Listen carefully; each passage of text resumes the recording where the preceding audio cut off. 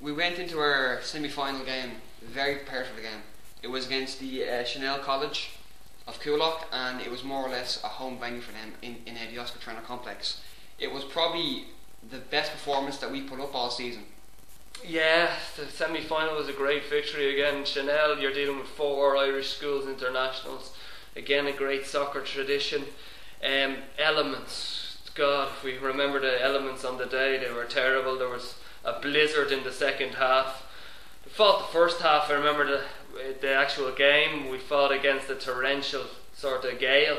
It was all hands on deck, and it was literally no pass around. They will not pass, and it was great. It was a fine performance. Heading toward the final, it was again a 50-50 competition between the Salesian College. We went into the game headstrong. In the first 5 minutes, it didn't go well for us. No, most definitely. I'd say I'd have to have a criticism of myself there in terms of the pre-match preparation. I suppose it's all a learning curve. Maybe I had guys too psyched up for it, too emotional in terms of the actual occasion.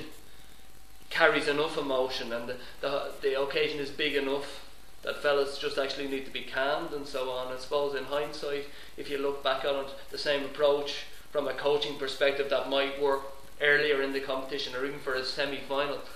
A final is a different animal.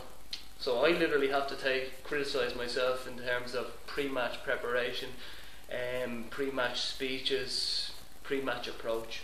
In the first half of the final, we were 1-1. We had got back a goal halfway into it by a fine corner delivered by Dukey, headed home by Graham McInerney. The second half, then, it was all to play for.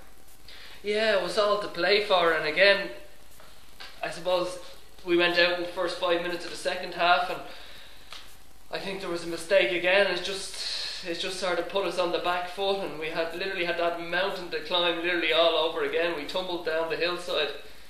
The main factor was no doubt nerves.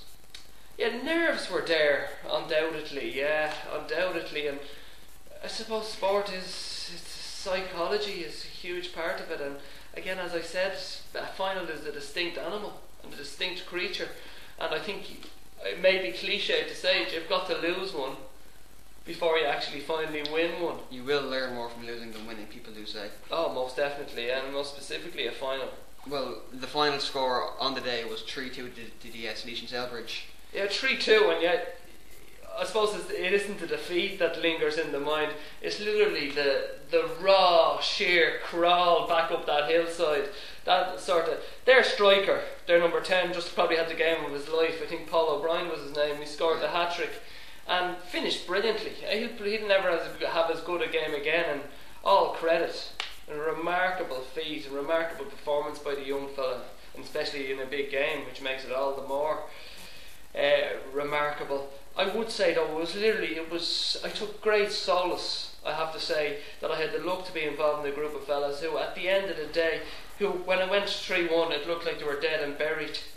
Even though ironically enough, we had created more chances, I felt, than Salesian Celbridge, but it was literally like we were a carcass, we were almost down, we were beaten, and it was like that last shuddering defiance from that carcass that we weren't going to go down.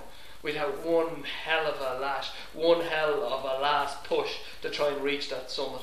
We didn't get there, but ultimately I think anybody who was involved or there will.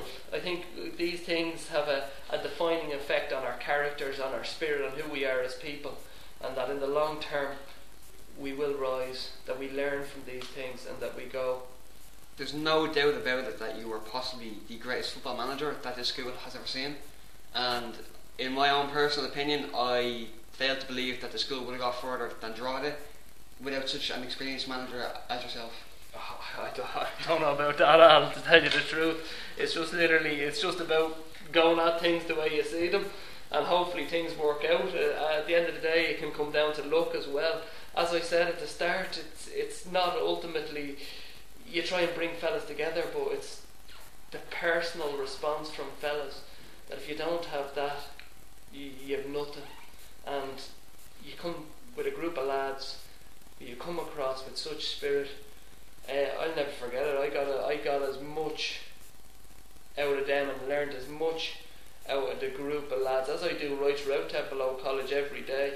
I have to say, you're supposedly a teacher and you're going into class, you learn as much from the heads that are down there in front of you. The fellas who are saying, geez, I hate coming into school, whatever, but the teachers sometimes feel the same.